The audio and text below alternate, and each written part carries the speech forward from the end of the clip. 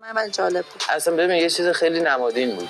تنازی که داره فوش میده، همش جیغ میکنه، دعوا میندازه، دو به هم زنی میکنه، آدم جسوری میشه. نه اون منظورش این نبود. در مورد فوش و اینجور چیزا نگفت. جسارتشو گفت میتونه این جسارت رو داشته این آدم باشه. اگه با رحیمم الان کاپل میشد از روز اول، خب شاهین و شهین و انسان ولش، با رحیم و اکبر و عباس هم اگر کاپل میشد از روز اول، همینجوری پافشاری میکرد رو رابطش. اون که آره. خب پس این چه جسارتیه الان؟ ببخشید اون دختر 20 ساله 21 ساله که رکورد ایران دستشه، جسارتش خیلی بیشتره.